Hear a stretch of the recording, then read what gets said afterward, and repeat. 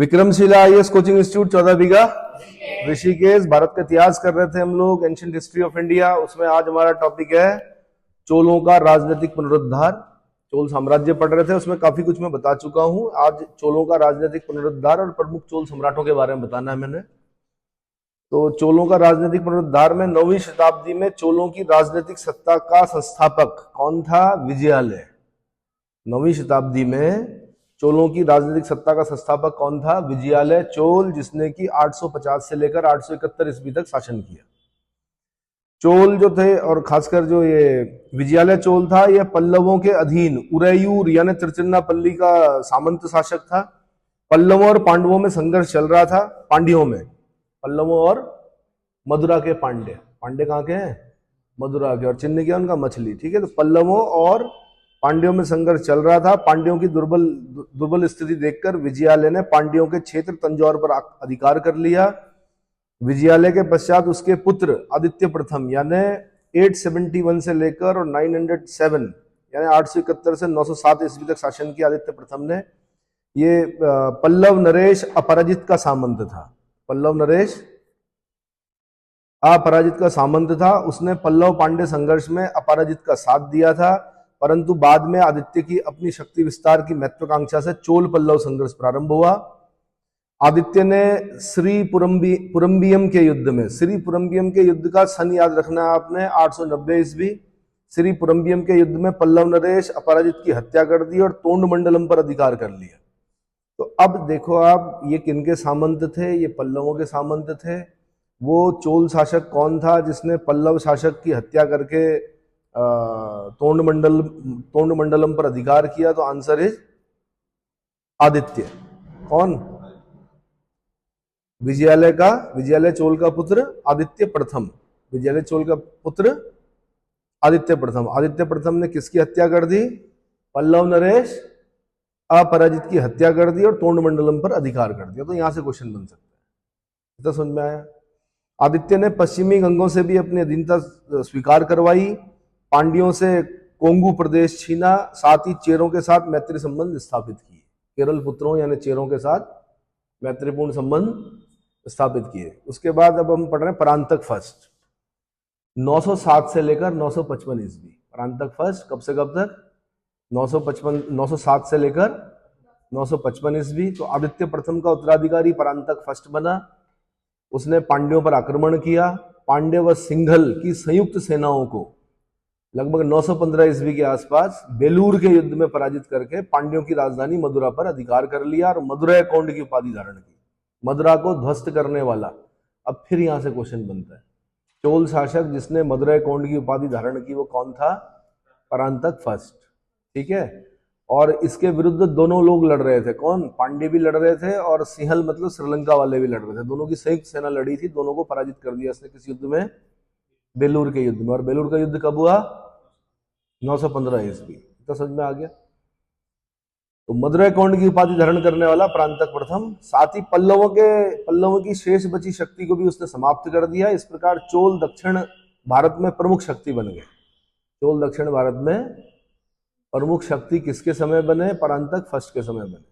परंतु इसी समय राष्ट्रकूट शासक कृष्ण तृतीय ने गंगों से अधीनता स्वीकार कराते हुए चोलों पर आक्रमण कर दिया। 949 ईस्वी में तक्कोलम के युद्ध में कृष्ण तृतीय ने चोलों को पराजित किया और तोंड मंडलम पर अधिकार कर दिया। एक बार ऐसा लग रहा था कि दक्षिण भारत की अब बिल्कुल शक्ति कौन हो गए? चोल हो गए, लेकिन ऊपर से राष्ट्रकूट थे। तो राष्ट्रकूट शासक कृष्ण थर्ड ने आक्रमण कर दिया। 949 ईस्वी में तक्कोलम के युद्ध में कृष्ण तृतीय ने चोलों को पराजित किया और तोंड मंडलम पर अधिकार कर दिया। इस युद्ध में चोल युवराज राजादित्य मारा गया। ये आईएएस का क्वेश्चन रहा है कभी। चोल राजकुमार राजादित्य की मृत्यु किस युद्ध में हुई थी? आंसर तक्कोलम के युद्ध में। और तक्कोलम का युद्ध कब लड़ा गया? इसकी डेट भी याद करनी पड़ेगी भाई। दक्षिण भारत के बड़े युद्धों में से एक है, 949 AD, 949 ईस्वी में। इस प्रकार उभरती चोल शक्ति एक बार पुनः तिरोहित हो गई और लगभग अगले 30 वर्षों तक चोल राज्य दुर्बल स्थिति में बना रहा।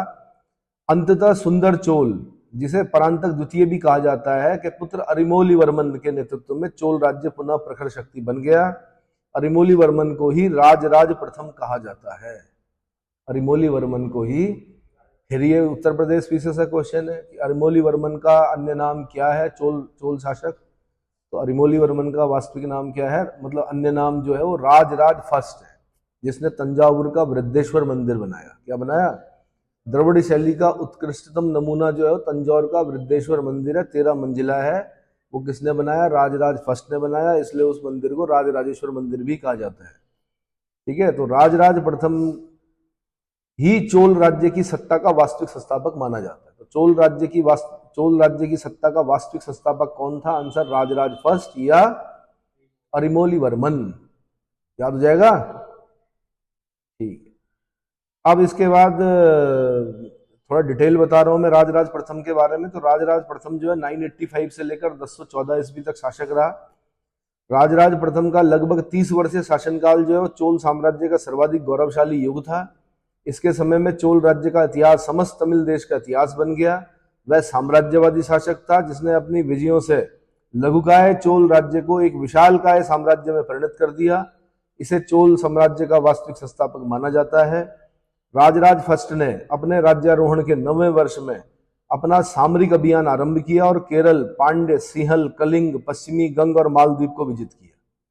अब ये देख लो आप, अपनी नौसेना के लिए भी जानी जाती है चोल शक्ति। इसके लिए क्योंकि मालदीव पर आक्रमण करना और सिंहल यानी श्रीलंका पर आक्रमण करने के लिए नौसेना की जरूरत पड़ी होगी। इसका मतलब एक शक्तिशाली नौसेना थी उस जमाने में किनके पास? चोलों के पास। तो इसने अपने जो सामरिक अभियान किए उसके तहत इसने केरल, पांड्य, सिंहल, कलिंग, पश्चिमी गंग और मालदीव को विजित किया। राजराज ने सर्वप्रथम केरल के विरुद्ध अभियान किया और राजा रवि वर्मा को पराजित करके कांडलूर, सलैक, ककलमरुत, कांडलूर, सलय, ककलमरुत की उपाधि धारण की। अब ये फिर क्वेश्चन बना हुआ है, कौन सी? ये उपाधि की कांडलूर, सलय, ककलमरुत किसकी उपाधि थी? आंसर राजराज प्रथम की थी। राजराज प्रथम ने केरल के किस शासक को पराजित किया था? आंसर केरल के राजा रवि वर्मा को पराजित किया था। किसको? राजा रवि वर्मा को पराजित किया। उसके पश्चात में पांड्य राज्य पर आक्रमण करके पांड्य नरेश अमर भुजंग को पराजित करके बंदी बना लिया। पांड्य नरेश अमर भुजंग को बंदी बना लिया, पराजित किया और बंदी बना लिया। विजय के उपलक्ष्य में राजराज फर्स्ट ने जय गोंड की उपाधि धारण की। अब आपने ये भी ध्यान रखना है कि कांडलूर, साले, ककलमरुत की उपाधि कब धारण की, जय गोंड की उपाधि कब धारण की। तो जैसे मैंने बताया आपको, कांडलूर, साले, ककलमरुत की उपाधि उसने केरल के राजा रवि वर्मा को पराजित करने के उपलक्ष्य में धारण की। उसने जय गोंड की उपाधि पांड्य नरेश अमर भुजंग को पराजित करने के उपलक्ष्य में धारण की। ठीक है। सिंहल यानी लंका, लंका नरेश महेंद्र पंचम। अब ये बड़ा इंपॉर्टेंट है भाई, ये तो यूपीएससी का भी क्वेश्चन रहा है। दरअसल क्या है कि श्रीलंका का राजा है महेंद्र पंचम, इसको ये पराजित करेगा और कहा अपनी कैद में डाल देगा। लेकिन इसकी मृत्यु जो होगी वो राजेंद्र प्रथम के समय में होगी, कैद में, इसके समय में। तो ये कुछ इस तरह से क्वेश्चन बनाया था कि श्रीलंका के राजा महेंद्र पंचम की मृत्यु किसके शासन काल में हुई कैद में? आंसर राजेंद्र प्रथम के। राजराज फर्स्ट ने कैद कर दिया, वो मर गया। उसके बाद राजेंद्र प्रथम बना पंडित चोल, उसके समय में इसकी मृत्यु हुई। किसकी? महेंद्र पंचम। तो सिंहल यानी श्रीलंका के राजा महेंद्र पंचम, जो कि केरल और पांड्य राजाओं का मित्र था और चोलों से उसका संघर्ष, चोलों से उनके संघर्ष में इसने सहायता की थी। इससे क्षुब्ध होकर राजराज प्रथम ने श्रीलंका पर आक्रमण कर दिया, श्रीलंका के उत्तरी भाग पर अधिकार कर लिया। इसके उपलक्ष्य में राजराज प्रथम ने सिंगलांतक की उपाधि धारण की। कौन सी? सिंगलांतक की उपाधि धारण की। उत्तरी सिंगल राज्य का नाम मामुंडी चोल मंडलम रखा गया और पोलोनरोवा को उसकी राजधानी बनाया गया। पोलोनरोवा का नाम जगन्नाथ मंगलम रखा गया। भाई वैसे इनकी राजधानी शायद अनुराधापुर थी श्रीलंका वालों की। इसने क्या किया कि उत्तरी श्रीलंका पर अधिकार कर लिया, वहां का नाम मोमाडी चोल मंडलम रख दिया, पोलोनरोवा को राजधानी बनाया। पोलोनरोवा का जो राजधानी का अन्य नाम था वो जगन्नाथ मंगलम रखा गया। क्या रखा गया? जगन्नाथ मंगलम रखा गया। अब देखो समस्याएं कैसे पैदा होती हैं। ये कब की बात है? ये सन 1000 के आसपास की बात है। कब की? भाई सन 1000 की बात है ना, एना डोमिनी की बात है। और ये मुद्दा कब उठा फिर? क्योंकि श्रीलंका में तमिल मूल के लोग हजारों साल से रह रहे हैं, कम से कम 1000 साल से रह रहे हैं वहां पर। कहां पर? श्रीलंका में। अब श्रीलंका में क्या चला, लोग भूलते नहीं है भाई, बाहर का अगर कोई व्यक्ति क्या हो गया, बस गया, भूलते नहीं है। तो श्रीलंका के लोगों ने क्या किया कि एक समय ऐसा आया कि विरोध होना शुरू हो गया कि भाई तमिल मूल के लोग हैं कि ये कौन भाई, शादी बेटी रोटी सब रिश्ते चल रहे थे, लेकिन क्या हुआ, विरोध होना स्टार्ट हुआ। उसके बाद उन जो तमिल मूल के लोग थे, आपको पता होगा कि जाफना प्रायद्वीप पड़ता है एक श्रीलंका में, उनको भगाना स्टार्ट कर दिया उन लोगों ने। श्रीलंका के जो मूल निवासी थे उन्होंने क्या किया ये पता है, उनको भगाना शुरू किया। उसके बाद फिर इनका संगठन बना, लिट्टे बोलते हैं उसको, LTTE सुना है, प्रभाकरण था उनका जो हेड था। कभी नेट पे जाना, प्रभाकरण के बारे में पढ़ना, लिट्टों के बारे में पढ़ना, है ना। फिर बड़ी अस्थिरता आई कहां पर, श्रीलंका में।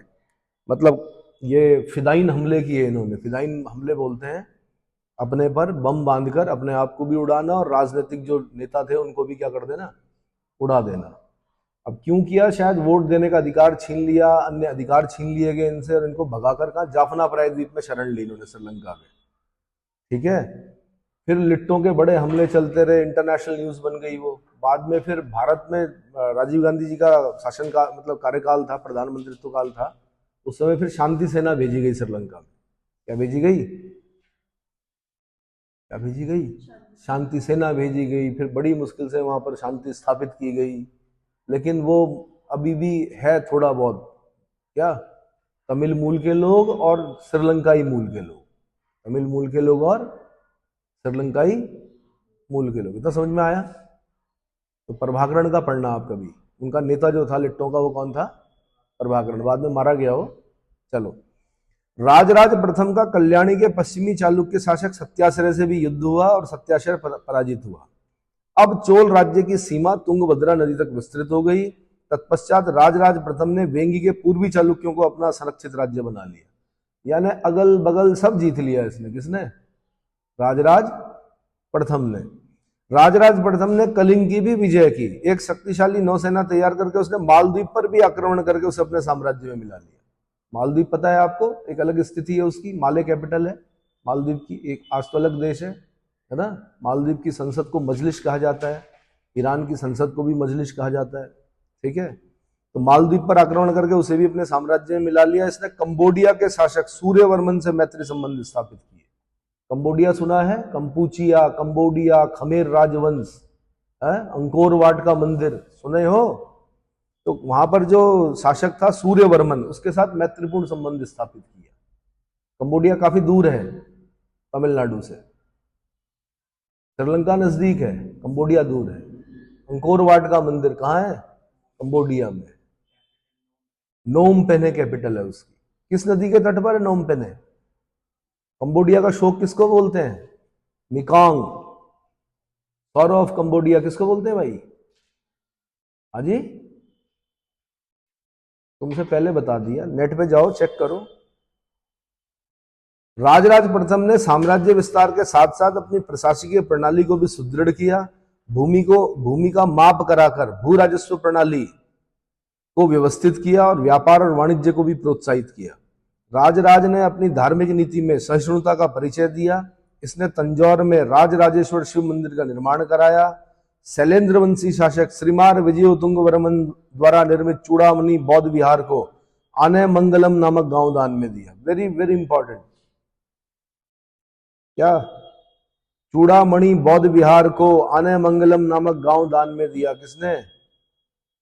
राजराज प्रथम ने। और चूड़ामणि बौद्ध विहार का निर्माण किसने कराया था यहां दक्षिण भारत में? आंसर, शैलेंद्र वंशी शासक श्रीमार विजयोतुंग वर्मन। श्रीमार विजयोतुंग वर्मन। क्लियर हो गया? उसके बाद आता है भाई राजेंद्र प्रथम, 1014 से लेकर 1044 ईस्वी। 1014 से लेकर 1044 ईस्वी। राजेंद्र प्रथम ने अपने युवराज काल में ही चालुक्य शासक सत्याश्रय पर आक्रमण किया था। शासक बनने के बाद उसने केरल और पांड्य राज्यों को पराजित करके एक प्रदेश के रूप में अपने साम्राज्य में शामिल किया। इसका मुख्यालय मदुरा और इसका गवर्नर अपने एक पुत्र को, जिसका नाम था चोल पांडे, की उपाधि देकर नियुक्त किया। तो चोल पांडे किसका पुत्र था? राजेंद्र प्रथम का पुत्र था, उपाधि थी ये वैसे, ठीक है। तो मदुरा का गवर्नर किसको बनाया गया? मदुरा के पांडे होते हैं ना, तो मदुरा पांडे को तो पराजित कर दिया, तो मदुरा में किसको बनाया गवर्नर? आंसर चोल पांडे को बनाया। राजेंद्र प्रथम ने अपने शासन के 5वें वर्ष में यानी 1017 से लेकर 1018 ईस्वी में सिंघल विजय का कार्य पूर्ण किया।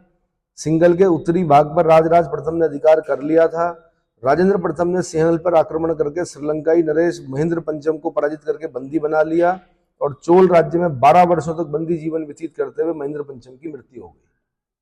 तो अब महेंद्र पंचम की मृत्यु किसके समय हुई? आंसर राजेंद्र प्रथम के समय में हुई, ठीक है। पराजित इसके पापा ने भी कर दिया था, राजराज फर्स्ट ने भी महेंद्र पंचम को पराजित किया था, कैद किया था, लेकिन उसके बाद कुछ समझौता हुआ, शायद छोड़ा गया। उसके बाद फिर दोबारा राजेंद्र प्रथम ने फिर दोबारा इसको क्या किया? पराजित किया, सिंहल पर आक्रमण किया, यानी श्रीलंका पर आक्रमण करके महेंद्र पंचम को बंदी बना लिया 12 वर्षों तक। तो महेंद्र पंचम की कैद में ही क्या हो गई? मृत्यु हो गई। महावंश और करंदय ताम्रपत्र में राजेंद्र प्रथम की संपूर्ण इलमंडल या श्रीलंका की विजय की पुष्टि होती है। कौन से? महावंश में और करंदय ताम्रपत्र विलेख, करंदय कॉपर प्लेट इंस्क्रिप्शन। राजेंद्र प्रथम ने वेंगी के उत्तराधिकार मामले में वेंगी पर आक्रमण किया और इसी संदर्भ में कल्याणी के चालुक्य शासक जयसिंह द्वितीय को भी पराजित किया। साथ ही उड़ीसा के गंग शासक मधुका मानव को पराजित किया। नीलकंठ शास्त्री जी, जो कि दक्षिण भारत के बहुत अच्छे इतिहास लिखा है जिन्होंने, वो कहते हैं कि राजेंद्र की कलिंग विजय का उद्देश्य गंगा घाटी की ओर अभियान करके उसकी अपनी विशाल शक्ति का प्रदर्शन करना था। गंगा घाटी का अभियान करना चाह रहा था कौन? तो इसलिए पहले उसने कलिंग विजय की। कलिंग मतलब उड़ीसा, राजेंद्र प्रथम ने अपने पुत्र विक्रम चोल के नेतृत्व में एक विशाल सेना पूर्वी गंगा घाटी पर आक्रमण करने के लिए भेजी। विक्रम चोल उड़ीसा, बस्तर, इंद्ररथ और दक्षिण कौशल राज्यों को जीता। उड़ीसा तथा बंगाल के मध्य स्थित दंड भुक्ति को जीतते हुए बंगाल के पाल शासक महिपाल को पराजित किया। देखो कहां रह गए चोल, कहां रह गया पाल। वहां पर जाकर इसने पाल शासक महिपाल को पराजित किया। राजेंद्र ने इस विजय अभियान की सफलता के उपलक्ष्य में गंगैकोंड की उपाधि धारण की और तिरुचिन्नापल्ली के पास गंगैकोंड चोलपुरम नामक नई राजधानी स्थापित की। गंगैकोंड चोलपुरम में बने चोलगंग नामक तड़ाग मतलब तो बोलते हैं तालाब, चोलगंग नामक तड़ाग में गंगा जल को संग्रहित किया। और ऐसा लिखते हैं ये लोग, दक्षिण भारतीय जो इतिहास है वहां पर ऐसा लिखा हुआ कि ये जो तालाब था ना, इसको कैसे भरा गया, जो उस सेना को पराजित किया, राजाओं को पराजित किया, उनके सिर में घड़े रखे गंगा जल के, और तब उस गंगा जल से ये तालाब भरा इन्होंने। कौन सा? चोलगंग नामक तड़ाग में गंगा जल को संग्रहित किया। गंगा जल से अभिषिक्त एक जय स्तंभ निर्मित करवाया गया। तो देखो राजा कैसे कैसे काम करते थे, है ना। गंगा जल से अभिषिक्त करके एक जय स्तंभ निर्मित कराया गया, ठीक है। राजेंद्र प्रथम ने दक्षिणी पूर्वी एशियाई राज्य कटाह जिसकी राजधानी श्री विजय थी और जिसके अंतर्गत मलाया, जावा, सुमात्रा आदि द्वीप आते थे, उसकी विजय की। यानी मलेशिया, जावा यानी इंडोनेशिया, सुमात्रा भी इंडोनेशिया, मलाया मतलब मलेशिया, जावा, सुमात्रा, बोर्नियो, सेलिबीज, रियनजाया, अगर ये नाम आ रहे हैं कहीं पर तो ये इंडोनेशिया के पार्ट हैं आज। तो मलाया, जावा, सुमात्रा, तो उसको क्या बोल रहे हैं? कटाह। क्या बोल रहे हैं? दक्षिण पूर्व एशिया यानी साउथ ईस्ट एशिया में कटाह। राजधानी कहाँ थी? श्री विजय। कहाँ? श्री विजय, ठीक है। तो ये द्वीप की विजय की, वहां के शैलेंद्र वंशीय शासक विजयोतुंग वर्मन को पराजित करके बंदी बना लिया। और इसी क्रम में चोल नौसेना जो है वो अंडमान निकोबार, बर्मा और अराकान व पेगू पर भी अधिकार कर लिया। अंडमान निकोबार तो आज भारत का ही पार्ट है ना। North Andaman, little Andaman, car Nicobar सुने हो, ठीक है। तो इस पर अधिकार कर लिया। बर्मा जिसको बोलते हैं म्यांमार पर अधिकार कर लिया। आजकल भूकंप कहाँ रखा भाई?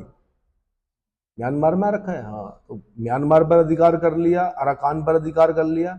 वैसे भी अगर आप म्यांमार में जाओगे तो वहां पर एक माउंटेन रेंज मिलेगी आपको, अराकान योमा। क्या मिलेगी?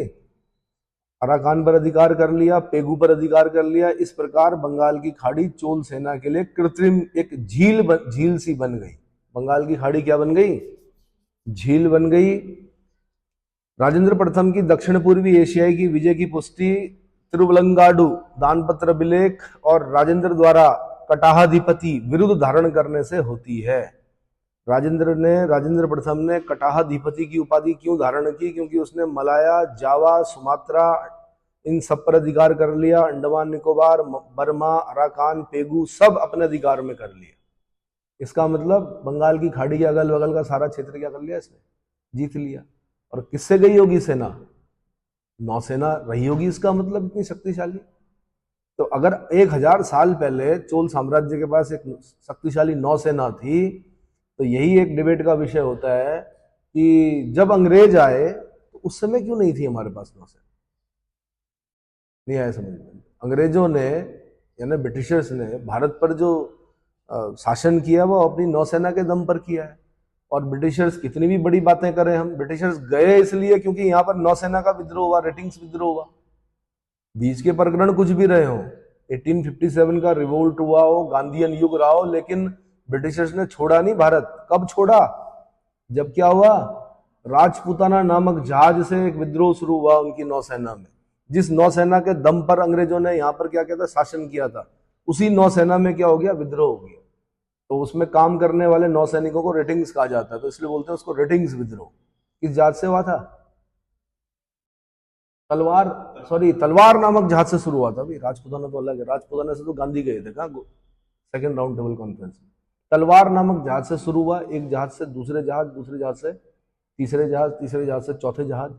ऐसे करते करते सारे जो नौसैनिक थे उन्होंने क्या कर दिया?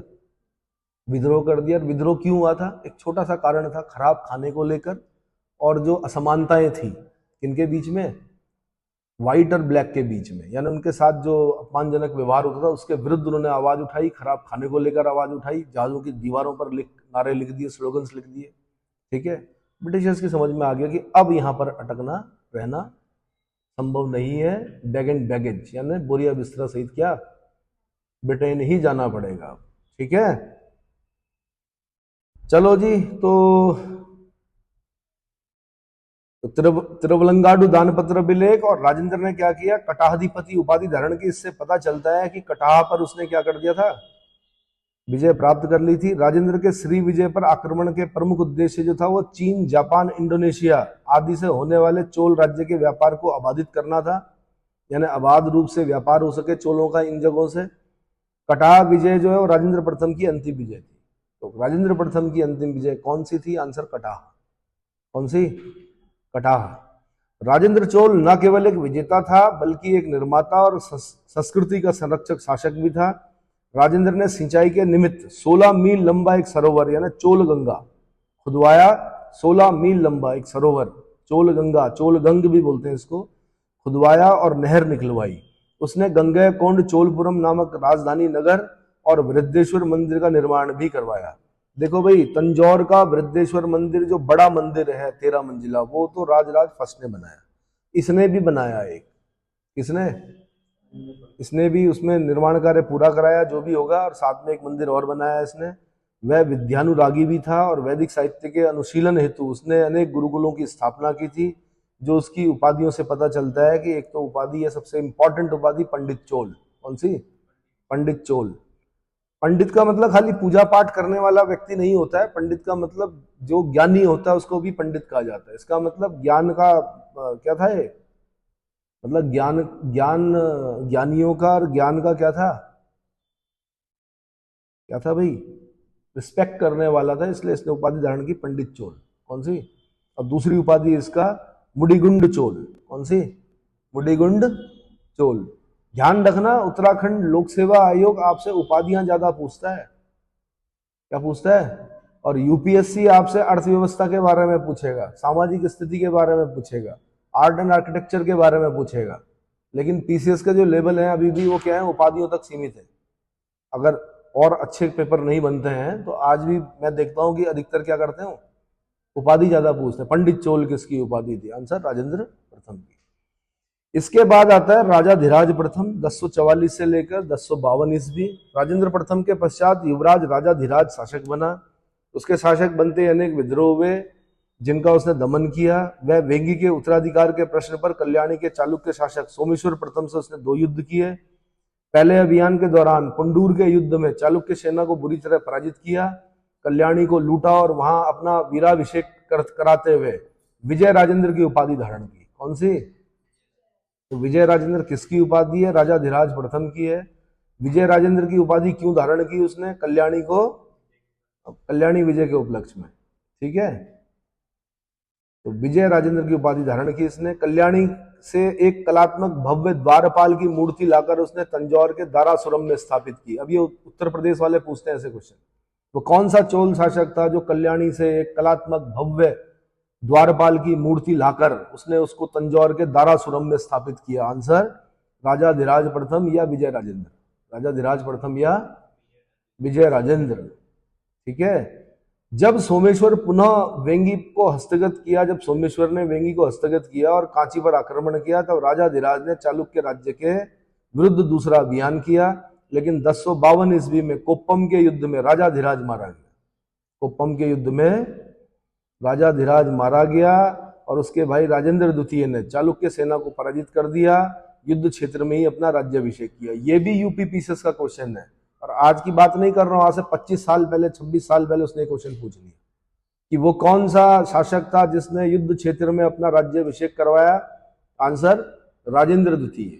तो राजेंद्र द्वितीय ने क्या कर दिया? चालुक्य सेना को पराजित किया, चालुक्य सेना को पराजित कर दिया, क्योंकि चालुक्यों से युद्ध के दौरान ही कोप्पम के युद्ध में 1052 में राजा आदित्य की मृत्यु हो गई थी। तो राजा आदित्य के भाई ने क्या कर दिया? बदला ले लिया। किसने? राजेंद्र द्वितीय ने। इतना समझ में आ गया। अब राजा धीराज प्रथम ने चेर, पांड्य और सिंगल राजाओं के विद्रोह का दमन किया। सिंगल नरेश विक्रम बाहु को पराजित करके राजमुकुट उतार लिया और उसकी राजमाता की नाक कटवा दी। राजमाता की नाक काट दी। राजा धीराज प्रथम ने एक अश्वमेध यज्ञ का भी आयोजन किया था। अश्वमेध यज्ञ का आयोजन किया था। इतना समझ में आ गया। अब बनता है राजेंद्र द्वितीय। कौन बनता है? राजेंद्र द्वितीय, जो कि युद्ध क्षेत्र में ही अपना राज्याभिषेक करता है अपने भाई की मृत्यु के बाद, है ना। यानी राजा धीराज के बाद, राजा धीराज प्रथम के बाद युद्ध क्षेत्र में अपना राज्याभिषेक करने वाला चोल राजा कौन है? राजेंद्र द्वितीय। ये 1052 से 1064 ईस्वी तक रहता है। ये राजा धीराज का छोटा भाई था। राजा धीराज प्रथम ने कोप्पम के युद्ध में मृत्यु के पश्चात, कोप्पम के युद्ध में राजा धीराज प्रथम की कोप्पम के युद्ध में मृत्यु के पश्चात राजेंद्र द्वितीय राजा बना था। इसने अपना वीराभिषेक और राज्याभिषेक युद्ध के मैदान में ही करवाया। सबसे इंपॉर्टेंट चीज यही है इसमें राजेंद्र द्वितीय में कि अपना राज्याभिषेक कहाँ? युद्ध के मैदान में ही करवाया। इसके समय में भी सोमेश्वर प्रथम के साथ संघर्ष चला। प्रकेशरी इसकी एक अन्य उपाधि थी। इसकी, राजेंद्र द्वितीय की एक उपाधि क्या है? प्रकेशरी। 1055 ईस्वी में इस देश में एक भीषण अकाल पड़ा। इस देश में, इसके देश में भीषण अकाल पड़ा। उसके बाद आता है वीर राजेंद्र 1064 से लेकर 1070 ईस्वी। वीर राजेंद्र प्रथम राजेंद्र द्वितीय का अनुज था। अनुज मतलब छोटा भाई, अग्रज मतलब बड़ा भाई। ठीक है, अनुज था। उसका भी चोलों के परंपरागत शत्रु चालुक्यों से संघर्ष हुआ। इसने भी चालुक्य सेना को कुड्डल संगमम के युद्ध में पराजित किया। अब भाई कुछ युद्ध मैंने कहा बड़े इंपॉर्टेंट हैं। एक युद्ध मैंने आपको बताया कोप्पम का युद्ध, एक उससे पहले एक युद्ध और बताया था मैंने, कौन सा? तक्कोलम का युद्ध। कब? अरे यार 1900 कहां जा रहे हो? तक्कोलम का युद्ध कब हुआ था? हाँ 949, 1900 मत बोलो, 949 ईस्वी में। कौन सा युद्ध?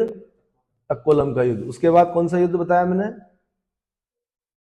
कोप्पम का युद्ध। कोप्पम के युद्ध की डेट क्या बताई मैंने? 1052। और अब ये है इंपॉर्टेंट, कौन सा? कुड्डल संगमम का युद्ध 1066। ये दक्षिण भारत के बड़े युद्धों में गिने जाते हैं। इसमें जैसे ऊपर पानीपत के 3 युद्ध याद रखते हो ना आप, तो दक्षिण भारत में आपने 3 युद्ध याद रखने का क्रम भी याद रखना है। कौन कौन से युद्ध बताए मैंने? पहला तक्कोलम का युद्ध, कब? 949 एनो डोमिनी। दूसरा मैंने बताया कोप्पम का युद्ध 1052, जिसमें राजा आदित्य मारा गया। तीसरा मैं बता रहा हूं कुड्डल संगमम का युद्ध 1066। तो 1066 जो वीर राजेंद्र के समय में पढ़ना है आपने, ठीक है। तो वीर राजेंद्र ने भी चालुक्य सेना को कुड्डल संगमम के युद्ध में पराजित किया। इसने तुंगभद्रा नदी तट पर और करडिगल ग्राम में अपना विजय स्तंभ स्थापित करवाया। चोलों से बार बार पराजित होने के कारण अंततः सोमेश्वर प्रथम ने तुंगभद्रा नदी में डूबकर आत्महत्या कर ली। ये उत्तराखंड का क्वेश्चन है कि वो चालुक्य शासक कौन था जिसने बार बार पराजित होने के कारण तुंगभद्रा नदी में डूबकर आत्महत्या कर ली थी। आंसर सोमेश्वर प्रथम। आंसर बार बार पराजित हो रहा था सोमेश्वर प्रथम, तो तुंगभद्रा नदी में डूबकर आत्महत्या कर ली। किसके समय में? वीर राजेंद्र के समय में। किसके समय में? वीर राजेंद्र के समय में, ठीक है। वीर राजेंद्र ने श्री विजय के विरुद्ध भी एक नौसेना भेजकर अपनी अधीनता स्वीकार करवाई। श्री विजय के विरुद्ध भी एक नौसेना भेजकर अपनी अधीनता स्वीकार करवाई। उसके बाद बनता है अधिराजेंद्र। कौन बनता है? यह वीर राजेंद्र का पुत्र और विशुद्ध चोल वंश अथवा विजयालय वंश का अंतिम शासक था। इसका शासनकाल मात्र 1 वर्ष का रहा। आंतरिक विद्रोह में इसको मार डाला गया। अब क्या हुआ भाई, चोल साम्राज्य में कोई वारिस नहीं रहा। वारिस नहीं रहा मतलब मैंने कहा ना, ब्लड देखा जाता है इस देश में। खून किसका है, कि राजसी वंश का चोल खून है कि नहीं है। तो भाई जब कोई वारिस रहा ही नहीं तो तब क्या करना पड़ा? चोल चालुक्य मिक्स ब्लड लाना पड़ा, जो कि कौन है? कुलोत्तुंग प्रथम। ये उत्तराखंड पीसीएस का क्वेश्चन है। 1070 से 1120 ईस्वी तक से शासन किया। चोल चालुक्य मिक्स ब्लड, यानी चोलों की बालिका और चालुक्यों का बालक, उसका पुत्र है कौन? मतलब चोल राजकुमारी और चालुक्य राजकुमार का बेटा है कौन? कुलोत्तुंग प्रथम। इसलिए बोलते हैं चोल चालुक्य मिक्स ब्लड, ठीक है। और होता क्या है, मैंने कहा इस देश में ये प्रश्न जरूर उठते हैं कि यार ये असली चोल नहीं है, कि चोल ब्लड नहीं है, ये क्या है? क्या है? चोल चालुक्य मिक्स ब्लड है। इसीलिए इसने क्या किया कि बहुत सारे कर क्या कर दिए? बहुत सारे कर हटा दिए। इसीलिए इसको क्या बोलते हैं? सुगमत विवर्त। क्या बोलते हैं? यानी बहुत सारे करों को हटाने वाला। जनता खुश कब होती है?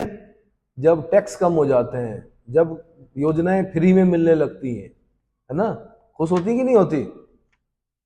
जब फ्री में मिलता है बिजली, फ्री में मिलता है पानी, और बहुत सारे टैक्स क्या कर दिए जाते हैं? कम कर दिए जाते हैं, तो जनता क्या होती है? प्रजा खुश होती है। फिर प्रजा भूल जाती है कि प्योर चोल ब्लड है कि नहीं, या चोल चालुक्य ब्लड है, तब उससे जनता को कोई मतलब नहीं होता। ऐसा ही उस जमाने में भी हुआ। तो कुलोत्तुंग प्रथम, इसकी उपाधि याद रखना आपने। क्या? हाजी, सुंगमत विवर्त। कहीं कहीं पर सुंगम विवर्त लिखा होता है, कहीं कहीं पर बिल्कुल शुद्ध लिखा होता है सुंगमत विवर्त, है ना। पढ़ने में थोड़ा दिक्कत होगी, लिखने की प्रैक्टिस करें इसको।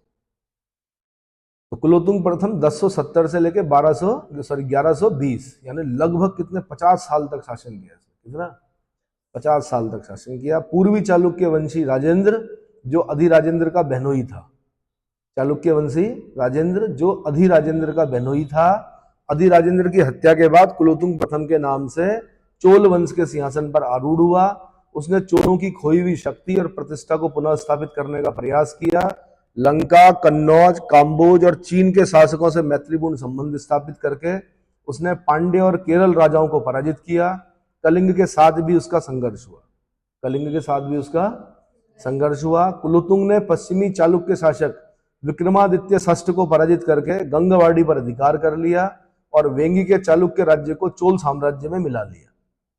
केरल पांड्य राज्य के विद्रोह का दमन किया और वहां का शासन स्थानीय शासकों पर छोड़ दिया। परंतु इसके समय में सिंघल में विजय बाहु ने विद्रोह कर दिया और अपनी स्वतंत्रता घोषित कर दी। अर्थात कुलोत्तुंग प्रथम के समय सिंघल जो है, श्रीलंका जो है, चोल साम्राज्य से स्वतंत्र हो गया। अब फिर यहां से क्वेश्चन बनेगा, कहाँ तो राजराज फर्स्ट और राजेंद्र प्रथम ने इतनी मेहनत से श्रीलंका को जीता था, लेकिन क्या हुआ? कुलोत्तुंग प्रथम के समय तक आते आते क्या हो गया? श्रीलंका ने अपनी स्वतंत्रता क्या कर दी? घोषित कर दी। और श्रीलंका में कौन था वो जो विद्रोही? हाजी, विजय बाहु। विजय बाहु के विद्रोह के कारण क्या हुआ? श्रीलंका स्वतंत्र हो गया। किससे? चोलों से। ठीक है। कुलोत्तुंग प्रथम के समय में सिंघल जो है चोल साम्राज्य स्वतंत्र हो गया। कुलोतुंग प्रथम ने इस स्थिति को स्वीकार करते हुए अपनी पुत्री का विवाह सिंघल राजकुमार से कर दिया। किससे? सिंघल राजकुमार से कर दिया। वैवाहिक संबंध होते हैं आज भी श्रीलंका और तमिलनाडु के बीच में। कैसे?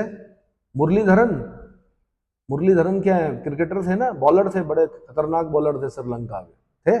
उनकी पत्नी जो है तमिलनाडु की है शायद। तो आज भी मैंने कहा बेटी रोटी का संबंध है वहां से। कहां से? श्रीलंका के साथ। चलो जी, लेकिन श्रीलंका में बीच में बड़ी अस्थिरता आई वहां पर, क्योंकि एक ही वंश के कई राष्ट्रपति, प्रधानमंत्री, सब जितने ऊंचे पद थे वो एक ही परिवार के लोगों के पास थे। श्रीलंका में बड़ा बवाल हुआ, आपको पता है ना। जनता क्या हो गई, समझ गई कि भाई ये तो बेवकूफ बना रहे, सारे ऊंचे पद क्या अपने पास रखकर एक ही परिवार क्या कर रहा है, शासन कर रहा है। किस पर? श्रीलंका पर। तो ये तो डेमोक्रेसी नहीं हुई। लोकतंत्र का मतलब क्या होता है? लोकतंत्र का मतलब परिवारवाद नहीं होता है। लेकिन मैंने कहा ये क्षेत्र, जो पूरा क्षेत्र है, चाहे श्रीलंका हो, पाकिस्तान हो, भारत हो, बांग्लादेश हो, और क्या नाम है, यहाँ पर मैंने कहा यहीं पर नहीं, जापान हो, रूस हो, खासकर एशिया वाला जो रीजन है, वहां पर लोकतंत्र के साथ साथ ये देखा जाता है ब्लड। क्या देखा जाता है?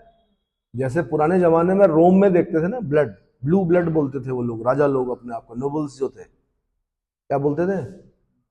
खून का रंग लाल होता है, लेकिन नोबल्स बोलते थे कि हम क्या, ब्लू ब्लड है। ब्लू ब्लड मतलब हमारा खून क्या है, लाल नहीं है, नीला है। तो वो वैवाहिक संबंध बाहर से नहीं बनाते थे, मतलब अन्य, मतलब आपस में ही उनके संबंध होते थे। और ये उनका कहना यह था कि हम नोबल्स हैं। ठीक है। श्रेष्ठता, जातीय श्रेष्ठता को बनाए रखना, जातीय श्रेष्ठता को बनाए रखने के लिए ऐसा करते हैं। और इस देश में आपने ये भी देखा कि जब आप सल्तनत पढ़ते हैं तो कई जगह पर गुलाम वंश में पढ़ा होगा आपने कि बलबन जैसा आदमी अपने आप को क्या बोलता है, क्या बोलता है? बोलता है कि मैं शाहनामा का जो हीरो है अफराशियाब में उसका वंशज हूं। तो इस झूठ को वो इतनी बार दोहरा देता है कि प्रजा को मानना पड़ता है कि हाँ भाई ये बड़े उच्च कुल का है। जबकि क्या था, वो स्लेव था। क्या था? गयासुद्दीन बलबन। नहीं आया समझ में? फिरदौसी की शाहनामा है एक किताब, उसमें जो सूरवीर पात्र है उसका नाम है अफराशियाब। तो बलबन को पता था कि मैं क्या हूं, गुलाम हूं, और अगर गुलाम राजा बनेगा तो लोग, तो प्रजा तो क्या होगी, क्या बोलेगी प्रजा कि ऐसे कैसे बन गया है गुलाम। तो उसने क्या किया कि एक झूठ फैलाया। उसने क्या फैलाया कि मैं अफराशियाब का वंशज हूं, बड़े उच्च कुल से हूं, और मैं किसी भी निम्न कुल के व्यक्ति से बात करना भी पसंद नहीं करता हूं। इवन उसने ये भी, उसके बारे में ये भी लिखा जाता है, उसने लिखा है कि जब मैं किसी निम्न कुल के व्यक्ति को देख लेता हूं तो मेरी नाड़ियों में जो रक्त प्रवाह है वो क्या हो जाता है, बढ़ जाता है, जिसका मतलब है बीपी बढ़ जाता है, ब्लड प्रेशर। ऐसा बोलता है कौन? बलबन। आम आदमी से नहीं मिलता हो। किससे मिलता है? जैसे आपके ब्यूरोक्रेट्स हैं, जैसे आपके जितने भी ये क्या है नेता लोग हैं, आम आदमी से कहाँ मिलते हैं? ब्यूरोक्रेट्स कहाँ मिलते हैं आम आदमी से जल्दी से? कुछ अच्छे ब्यूरोक्रेट्स हैं वो मिलते हैं, लेकिन कुछ ऐसे होते हैं जो बाद में क्या बनते हैं, भगवान बन जाते हैं। आम आदमी की समस्याओं से उन्हें कोई सरोकार नहीं होता है। तो वैसे ही बलबन ने भी वही काम किया और हमेशा घेरे में रहा। किस घेरे में? अंगरक्षकों के घेरे में। ठीक है। तो इतना समझ में आ गया आपको कुलोतुंग के बारे में। तो कुलोतुंग ने पश्चिमी चालुक्य शासक विक्रमादित्य षष्ठ को पराजित करके गंगवाड़ी पर अधिकार कर लिया, ये बता दिया मैंने। कुलोतुंग प्रथम ने स्वीकार कर लिया कि भाई श्रीलंका हाथ से निकल गया, इसलिए अपनी पुत्री का विवाह किससे कर दिया? सिंघल राजकुमार से कर दिया। कुलोतुंग प्रथम के अंतिम समय में मैसूर व वेंगी में विद्रोह हुए। विक्रमादित्य षष्ठ ने, विक्रमादित्य सिक्स्थ, जिसके समय में कौन है? विल्हण है, जो विक्रमांक देव चरित्र लिखता है। क्या लिखता है? तो विक्रमादित्य षष्ठ ने वेंगी पर अधिकार कर लिया और होयसालों ने मैसूर से चोल सेना को खदेड़ दिया। अतः कुलोतुंग प्रथम का राज्य केवल तमिल प्रदेश और कुछ तेलुगु क्षेत्र तक ही सिमट कर रह गया। बड़ी बड़ी सल्तनतें सिमट कर फिर दोबारा क्या हो जाती हैं? क्या हो जाती हैं? यही समय का चक्र है। ब्रिटिशर्स के बारे में कहा जाता था ब्रिटेन का सूर्य कभी अस्त नहीं होता। धरती पर ये ग्लोब दिख रहा है, ऐसा कोई क्षेत्र नहीं था जहां उनका क्या नहीं था, उपनिवेश नहीं था। भारत उनका उपनिवेश था। बड़े उपनिवेश बता रहा हूं मैं, जिसमें पाकिस्तान भी था, बांग्लादेश भी था। इतना बड़ा भारत उनका उपनिवेश था। साउथ अफ्रीका उनका उपनिवेश था। ठीक है। अमेरिका उनका उपनिवेश था, जो जिसको आज आप यूएसए बोलते हो, किसका उपनिवेश रहा? वो ब्रिटेन का उपनिवेश रहा। ऐसे कई देशों में उनके उपनिवेश थे। छोटे छोटे आइलैंड तो पता नहीं कितने थे। तो बोलते थे कि ब्रिटेन का सूरज कभी अस्त नहीं होता है, कहीं ना कहीं पर हर समय सूरज क्या रहता था, उगता था, इसलिए बोलते हैं ब्रिटेन का सूर्य कभी अस्त नहीं होता है। लेकिन हुआ क्या, एक दिन सारे उपनिवेश छिनते चले गए। आज भारत एक अलग देश है, पाकिस्तान बांग्लादेश ये तो टूट गए भारत से, साउथ अफ्रीका स्वतंत्र हो चुका है, हमसे देर में हुआ साउथ अफ्रीका, ठीक है। छोटे छोटे आइलैंड सब किसके, ब्रिटेन के हाथ से निकल गए, है ना। तो फिर दोबारा ब्रिटेन कहाँ सिमट कर रह गया, वहीं सिमट कर रह गया जहां से उसने स्टार्ट किया। ऐसे चोल साम्राज्य, मैंने कहा कुलोतुंग प्रथम के समय में कहा तमिल प्रदेश और कुछ तेलुगु क्षेत्र तक ही सिमट कर रह गया। और ऐसे ही हम मुगलों में भी पढ़ते हैं, लेटर मुगल के समय में पालम से दिल्ली तक मुगल सल्तनत कहां से कहां तक। ऐसे ही फिर कुलोतुंग प्रथम ने अनेक मंदिरों का संवर्धन किया, जनता को कष्टदायी करों से राहत दी, इसलिए इसको सुंगमत विर्त यानी अनेक करों को हटाने वाला की संज्ञा भी दी जाती है। उत्तराखंड पीछे से क्वेश्चन है, कहीं उत्तराखंड में बना है ना, उत्तराखंड लोक सेवा आयोग में, कि सुंगम विवर्त किसकी उपाधि है, आंसर कुलोतुंग प्रथम की, ठीक है। उसके बाद आता है विक्रम चोल, 1120 से लेकर 1133 ईस्वी। यह कुलोतुंग प्रथम का पुत्र और उसका उत्तराधिकारी था। इसने विक्रमादित्य षष्ठ के निधन के पश्चात वेंगी पर पुनः अधिकार कर लिया और सोमेश्वर तृतीय को पराजित किया।